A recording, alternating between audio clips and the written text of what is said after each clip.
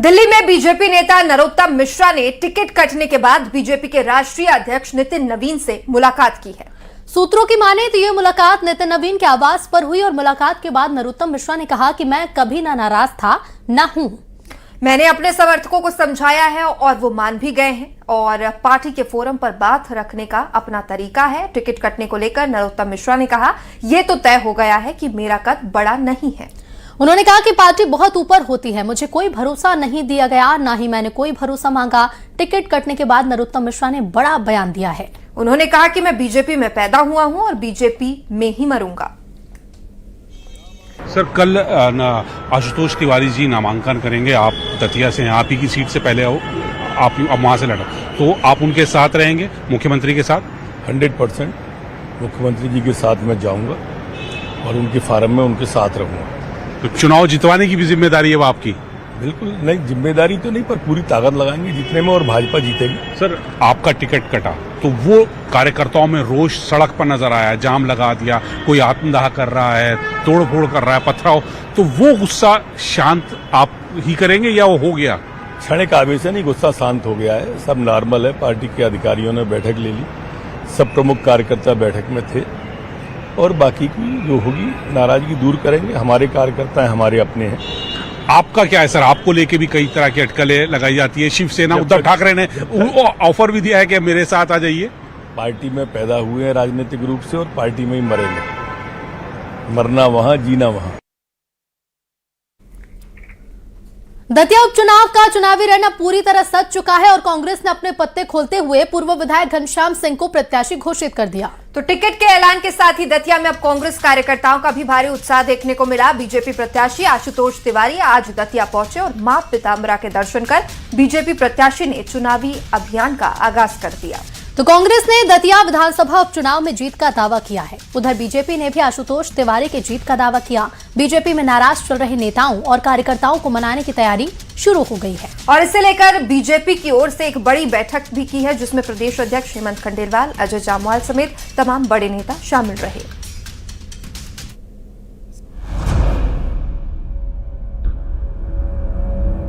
दतिया उपचुनाव का चुनावी रण अब पूरी तरह से सज चुका है। कांग्रेस अपने पत्ते खोलते हुए पूर्व विधायक घनश्याम सिंह को प्रत्याशी घोषित कर चुकी है। टिकट के ऐलान के साथ ही दतिया में कांग्रेस कार्यकर्ताओं का उत्साह चरम पर पहुंच गया।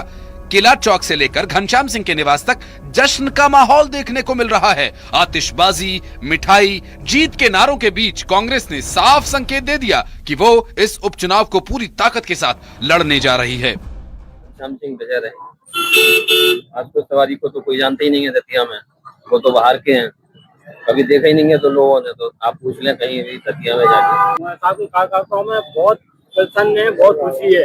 ये आप आगे आने वाले दिनों में देखेंगे कितनी मेहनत करेंगे ये कार्यकर्ता को भारी मतों से विजय बनाएंगे। ये कहेंगे यहाँ तो एक तरफा माहौल नहीं का है, कोई फाइट में था ही नहीं। अगर दादा को भी टिकट मिलता तो कोई फाइट में नहीं थे। एक तरफा चुनाव है कुंवर साहब का और बहुत वोटों से जीतेंगे, 40,000 प्लस वोटों से जीतेंगे। वहीं दूसरी ओर बीजेपी पहले ही आशुतोष तिवारी को मैदान में उतार चुकी है। ऐसे में दतिया की लड़ाई अब दो दिग्गज चेहरों के बीच सीधी टक्कर में बदल गई है। बीजेपी प्रत्याशी आशुतोष तिवारी आज दतिया पहुंचे। मां पीताम्बरा के दर्शन कर बीजेपी प्रत्याशी ने चुनावी अभियान का आगाज कर दिया।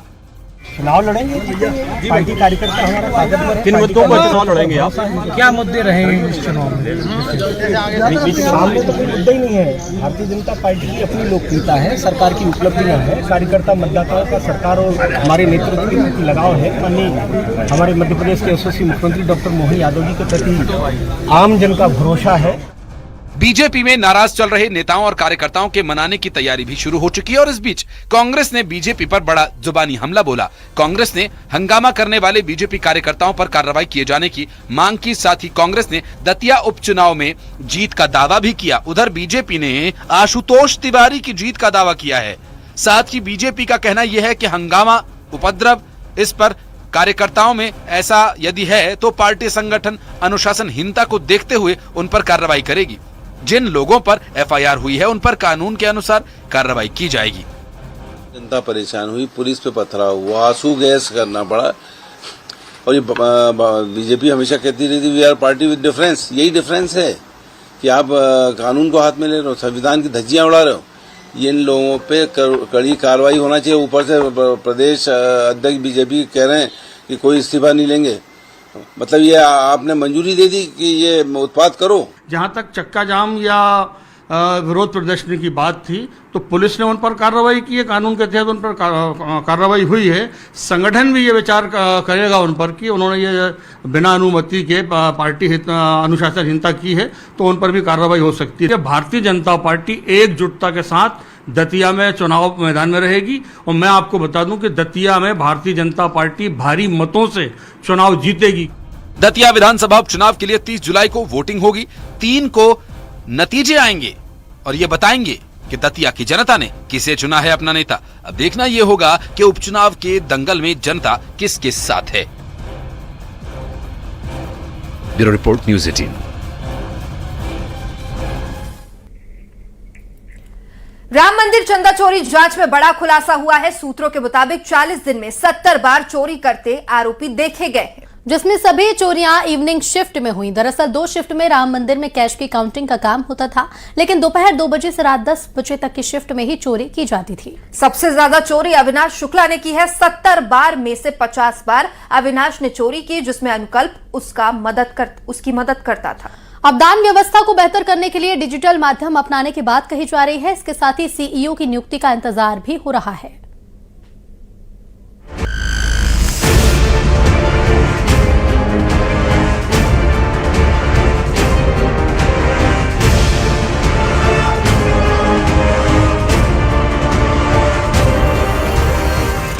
अयोध्या के राम मंदिर में चढ़ावे की चोरी के मामले में जांच के दौरान चौंकाने वाले खुलासे हुए हैं।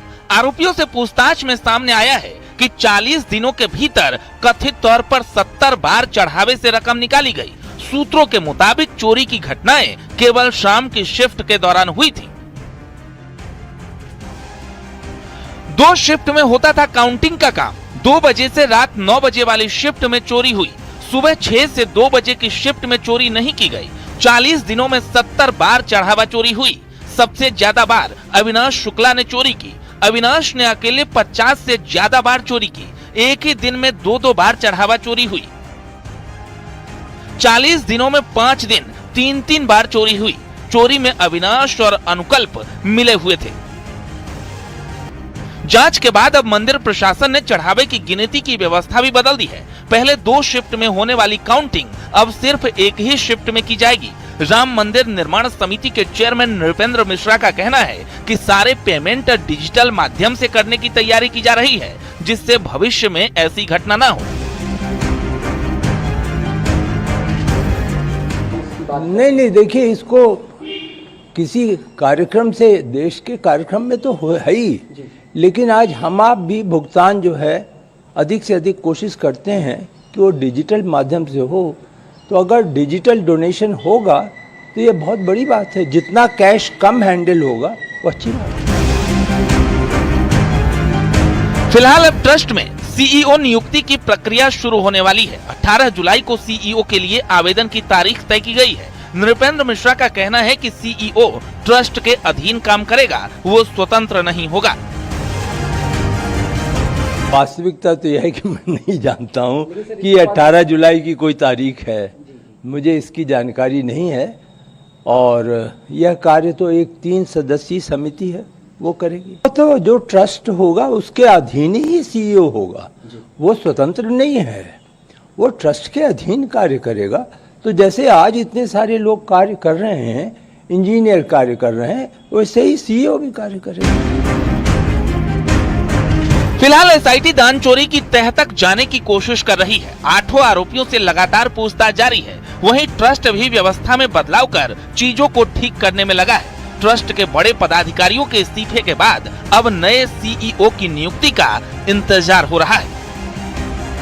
Bureau report, news 18।